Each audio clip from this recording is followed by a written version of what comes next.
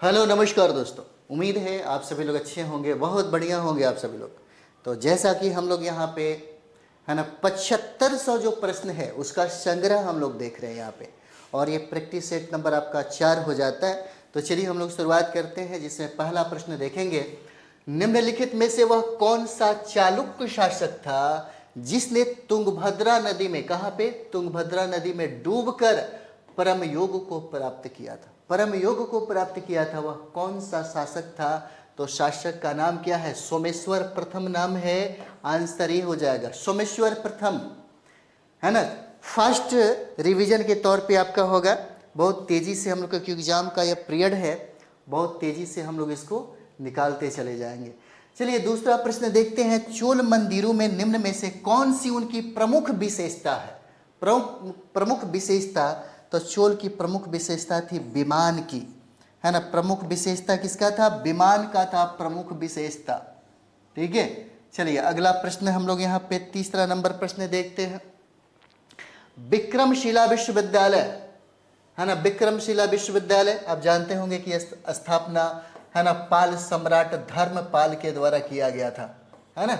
विक्रमशिला विश्वविद्यालय में किस भिक्षु ने लगभग 200 ग्रंथों की रचना की? 200 ग्रंथों की रचना की है ना। तो 200 ग्रंथों की रचना किसके द्वारा किया गया? अतीश दीपंकर के द्वारा किया गया। आंसर इसका ए हो जाता, अतीश दीपंकर। ठीक है। नेक्स्ट प्रश्न हम लोग यहाँ पर देखेंगे, क्योंकि कूट के माध्यम से भी हमें इसका आंसर देना है।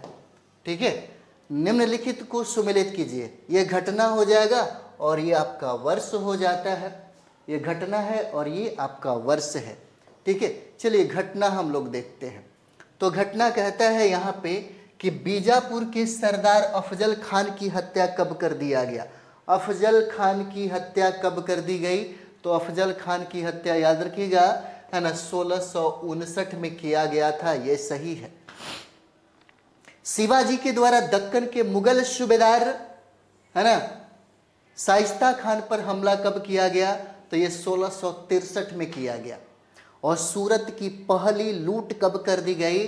तो सूरत की पहली लूट हुआ 1664 में किया गया। और सूरत की, है ना, दूसरी जो लूट है वह 1670 में किया। मतलब इसका आंसर सी जो है यह बिल्कुल सही हो जाता है। सी आंसर इसका हो जाएगा। चलिए अगला प्रश्न हम लोग यहाँ पर देखते हैं, और अगला प्रश्न है, दोहरे गुंबद वाला भारत का पहला मकबरा कौन था? है ना, दोहरे गुंबद वाला क्या कहता है? दोहरे गुंबद वाला भारत का पहला मकबरा कौन था? तो पहला मकबरा हो जाएगा हुमायूं का मकबरा, है ना, हुमायूं का मकबरा। दिल्ली सल्तनत काल में मजलिस ए खलवत का अर्थ मंत्रिपरिषद होता था, जिसमें कौन शामिल नहीं था? कौन शामिल नहीं था? यह प्रश्न है। कौन शामिल नहीं था? सद्र उश सुदूर। सी आंसर होगा, सद्र उश सुदूर यही इसमें शामिल नहीं होते थे। चरक संहिता कितने अध्यायों एवं खंडों में विभाजित है ना। चरक संहिता के बारे में पूछा जा रहा है ना। चरक संहिता कितने अध्याय और खंडों में विभाजित है? तो ये हो जाएगा 120 अध्याय और 8 खंडों में यह विभाजित है। आंसर इसका ए होगा। भील सेवा मंडल की स्थापना किसके द्वारा किया गया? भील सेवा, है ना, भील सेवा मंडल की स्थापना किसके द्वारा किया गया? तो यह स्थापना ए.बी. ठक्कर के द्वारा किया गया है। ए.बी. ठक्कर के द्वारा। आंसर इसका बी होगा, ए.बी. ठक्कर, है ना। चलिए यहाँ पे 9 नंबर सवाल हम लोग यहाँ पर देखेंगे। ठीक है, 9 नंबर सवाल थोड़ा सा और नीचे करते हैं। निम्नलिखित कथनों पर विचार कीजिए और विचार करने के बाद उपयुक्त कथनों में से सत्य कथन की पहचान करना है। निम्नलिखित कथनों पर विचार कीजिए। सबसे पहला कथन, 1857 के विद्रोह के समय ब्रिटेन का प्रधानमंत्री पामस्टर्न था। चलिए ठीक है, 1857 के विद्रोह के समय भारत का गवर्नर जनरल लॉर्ड कैनिंग था, और 1857 के विद्रोह के समय युद्ध संवाददाता W.H. रसूल था। अब हमें सत्य कथन का चुनाव करना है कि सत्य कथन का चुनाव कौन सा होगा। क्या 1-2 होगा, या 2-3 होगा, या 1-3 होगा, है ना, या 1 2 3 होगा। तो यहाँ पे देखिए आंसर इसका डी हो जाता है। तीनों का तीनों कथन क्या है, तीनों का तीनों कथन सत्य हो जाता है ना। सारे जहां से अच्छा, है ना, हिंदुस्तान हमारा, हम बुलबुले हैं इसकी ये गुलसिता हमारा। ठीक है, सारे जहां से अच्छा पुस्तक किसके द्वारा लिखा गया? सारे जहां से अच्छा पुस्तक के बारे में पूछता है कि इसका राइटर कौन है, तो मोहम्मद इकबाल साहब है। इन्होंने ही कहा था सारे जहां से अच्छा हिंदुस्तान हमारा, लेकिन बेचारे चले गए पाकिस्तान। ठीक है, किसने कहा था कि साक्षरता अपने आप में शिक्षा नहीं है? किसने कहा था कि साक्षरता अपने आप में शिक्षा नहीं है? तो ये बात कहा था महात्मा गांधी ने, है ना, महात्मा गांधी ने बातें कही थी। नेक्स्ट सवाल है, सीधी कार्यवाही दिवस की घोषणा किसने की थी? सीधी कार्यवाही दिवस की घोषणा किसके द्वारा किया गया? सीधी कार्यवाही दिवस, डायरेक्ट एक्शन डे की घोषणा किसके द्वारा की गई? तो ये जो घोषणा है मोहम्मद अली जिन्ना साहब के द्वारा किया गया, जिनको हम लोग कायदे आजम के नाम से जानते हैं, है ना। भारत छोड़ो आंदोलन के दौरान उत्पन्न दंगे किस क्षेत्र में सर्वाधिक व्यापक स्तर पे पहुंच गया था? व्यापक स्तर पर, तो संयुक्त प्रांत में इसका असर सबसे ज्यादा देखने को मिला। महात्मा गांधी की पुस्तक हिंद स्वराज, है ना, महात्मा गांधी की पुस्तक हिंद स्वराज किस वर्ष लिखी गई? हिंद स्वराज की रचना किया गया कब? 1909 में इसकी रचना किया गया। आंसर इसका ए हो जाएगा, 1909 में, है ना। भारतीय दंड संहिता, इंडियन पैनल कोड, जो 1860 में अधिनियम हुई, मसौदा तैयार करने वाले आयोग की अध्यक्षता किसने किया है? तो यह अध्यक्षता किया गया किसके द्वारा? लॉर्ड मैकाले के द्वारा किया गया, है ना, लॉर्ड मैकाले के द्वारा किया गया। नेक्स्ट है ना, भारतीय संविधान ने केंद्र सरकार की अधिशासी शक्तियों को किस में निहित किया है? तो किस में निहित किया है? तो ये भारत के राष्ट्रपति में निहित किया है। इसका आंसर क्या होगा? इसका आंसर ए हो जाता है ना।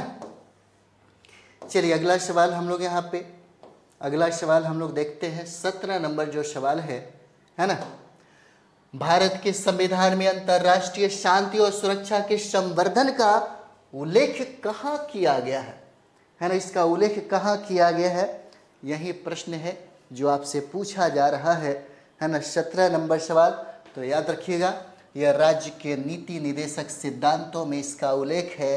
बी आंसर हो जाएगा।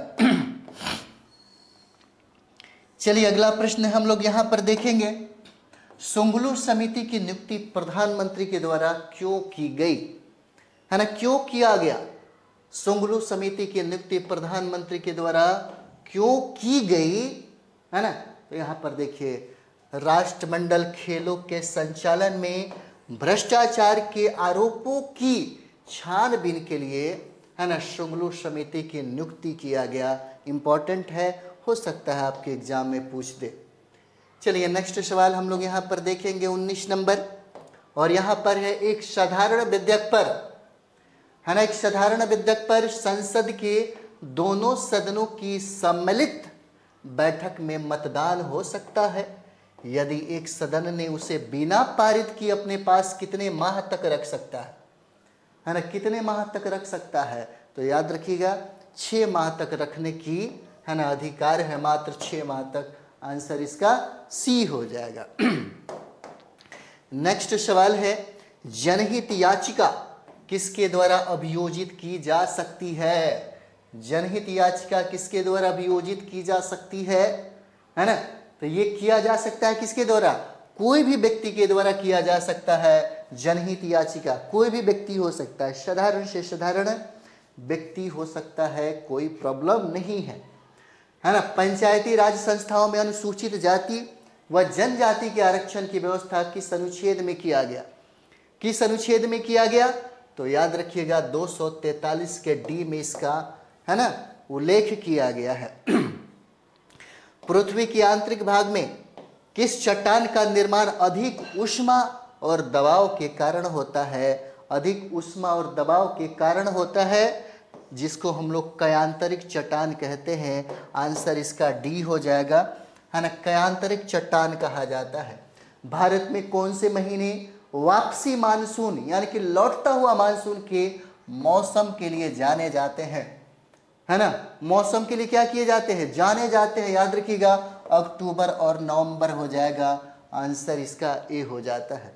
ठीक है, पीर पंजाल श्रेणी अवस्थित है कहां पर, पीर पंजाल श्रेणी अवस्थित कहां पर है ना, तो कहां पे होगा, तो याद रखिएगा ये लघु हिमालय में अवस्थित है। आंसर इसका ए हो जाएगा, लघु हिमालय में, है ना। आम्र वर्षा एक शब्द है जिसका उपयोग कब यानी कि किसके लिए किया जाता है, 25 नंबर, है ना, तो याद रखेंगे मानसून पूर्व वर्षा के लिए, है ना, इसका प्रयोग किया जाता है। आम्र वर्षा एक शब्द है जिसका उपयोग मानसून पूर्व वर्षा के लिए किया जाता है। ठीक है, वह कौन सा आकाशीय पिंड है जो परिभ्रमण और परिक्रमण लगभग समान समयावधि में पूरा करता है, समान समयावधि में पूरा करता है कौन, तो याद होगा आपको शायद, है ना, ये चंद्रमा हो जाएगा। चंद्रमा इसका आंसर क्या होगा, डी हो जाता, चंद्रमा हो जाएगा। ठीक है, नेक्स्ट सवाल हम लोग यहाँ पर देखें, 27 नंबर सवाल है ना, यानी कि यदि मांस को 140 डिग्री सेंटीग्रेड से अधिक पर पकाया जाता है तो निम्नलिखित में से कौन सी अभिक्रिया होती है ना, कौन सी अभिक्रिया होती है यहाँ पे, तो यह अभिक्रिया मेलार्ड अभिक्रिया कहलाती है। आंसर इसका सी हो जाएगा। निम्नलिखित में से किस विद्युत चुंबकीय तरंग में सबसे अधिक आवृत्ति होती है, सबसे अधिक आवृत्ति किस में होता है, तो ये गामा तरंगों में होता है। आंसर इसका शी हो जाएगा, गामा तरंग में, है ना। 29 नंबर सवाल देखेंगे, और निम्नलिखित में से किन कारणों से इंद्रधनुष का निर्माण होता है, कई बार आपके एग्जाम में पूछा गया है, तो ये होता है अपवर्तन, परावर्तन और प्रकीर्णन के कारण होता है। आंसर इसका ए हो जाएगा। ठीक है, बुलेट प्रूफ जैकेट, ठीक है, बुलेट प्रूफ जैकेट जो है,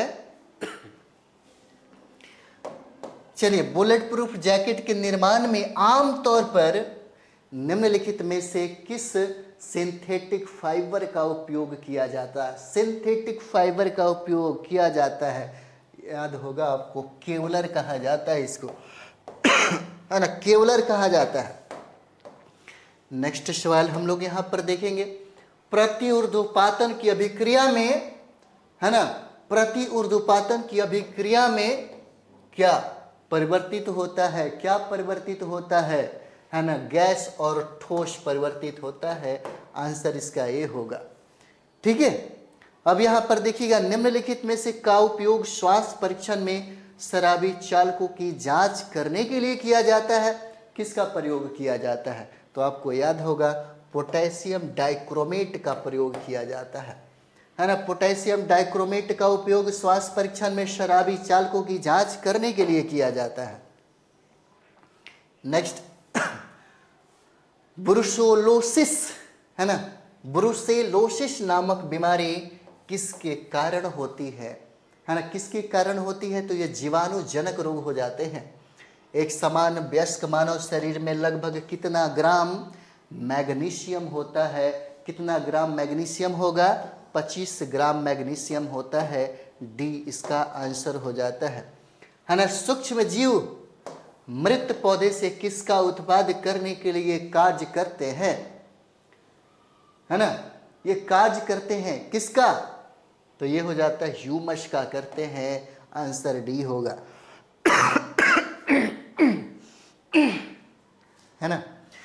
अमीबा में भोजन का पाचन किस में होता है ना, अमीबा में भोजन का पाचन किस में होता है ना, किस में होता है, तो याद रखिएगा भोजन रसधानी में किया जाता है।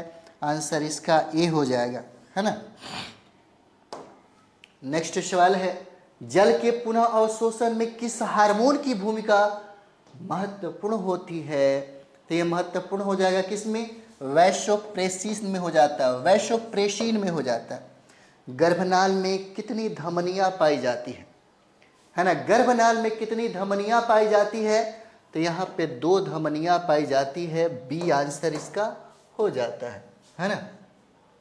चलिए 39 नंबर सवाल हम लोग यहाँ पर देखते हैं, है ना। 39 नंबर सवाल, यानी कि निम्नलिखित में से कौन सा मेडुला ओब्लांगटा का कार्य नहीं होता है ना, नहीं होता। किसका, तो पेशियों के संकुचन पर नियंत्रण करना ये नहीं होता। ठीक है, आंसर क्या होगा, आंसर इसका डी हो जाएगा। 40 नंबर सवाल देखेंगे, ऑटोवन गुएरिके है ना, ऑटोवन गुएरिके 17वीं शताब्दी में किस आविष्कार के लिए प्रसिद्ध व्यक्ति थे, है ना, किस आविष्कार के लिए प्रसिद्ध व्यक्ति थे, तो ये प्रसिद्ध व्यक्ति थे, है ना, प्रतिदीप्ति विद्युत लैंप के लिए प्रसिद्ध व्यक्ति थे। अब यहाँ पे जो प्रश्न पूछा जा रहा है ना, ये प्रश्न है कि अल्पावधि में भूमि के भिन्न किसी अन्य उत्पादन के द्वारा अर्जित अधिशेष को हम लोग क्या कहते हैं, है ना, इस अधिशेष को हम लोग क्या कहते हैं, इसी को आभासी लगान कहा जाता है, सी आंसर हो जाएगा, है ना। अंतर्राष्ट्रीय मुद्रा कोष निम्न में से किस सम्मेलन की देन है, या किस सम्मेलन की देन है, तो ये है ना ब्रुटेन वुड का यह देन हो जाता है, आंसर इसका डी हो जाएगा। चलिए नेक्स्ट बिंदु यहां पर देखेंगे, निम्न में से किसी चिपको आंदोलन के व्यवहारिक पक्ष के रूप में जाना जाता है, चिपको आंदोलन के व्यवहारिक पक्ष के रूप में जाना जाता है किसको, है ना, तो ये हो जाएंगे कॉमरेड गोविंद सिंह रावत को जाना जाता है। ठीक है, अगला सवाल यहां पर देखते हैं हम लोग। अगला सवाल है, लानोज एवं कंपोज घास किस बायोम के अंतर्गत आते हैं, है ना, किस बायोम के अंतर्गत आते हैं, ये उष्ण कटिबंधीय बायोम के अंतर्गत आते हैं। निम्नलिखित में से कौन सा, है ना, टेरेस्ट्रियल बायोम का उदाहरण हो जाएगा, तो ये उदाहरण जो है ना, ये उदाहरण किसका होगा, टैगा का उदाहरण हो जाता है, ये आंसर हो जाता है आपका। ठीक है, और चलिए यहाँ पे हम लोग देखते हैं G20 के 18वें सम्मेलन का आदर्श वाक्य क्या था, मोटो इसका क्या था, है ना, तो मोटो होगा एक पृथ्वी, एक परिवार और एक भविष्य हो जाएगा, पूछा जा सकता है, VBI है, याद रख लेंगे आप सभी लोग। ठीक है, चलिए अगला हम लोग देखते हैं यहाँ पे, और अगला है 47 नंबर सवाल। 47 नंबर, मानव विकास सूचकांक का निम्नलिखित में से कौन सा एक आयाम नहीं है, है ना, कौन सा एक आयाम नहीं है, तो स्वच्छ पर्यावरण की प्राप्ति, है ना, स्वच्छ पर्यावरण की प्राप्ति हेतु योग्यता, ये इसका आयाम नहीं होगा, है ना। 48 नंबर सवाल, गहन जिला कृषि कार्यक्रम को किस वर्ष में प्रारंभ किया गया, है ना, 48 किस वर्ष में प्रारंभ किया गया, तो ये हो जाता है 1960-61 में, आंसर इसका ये हो जाएगा।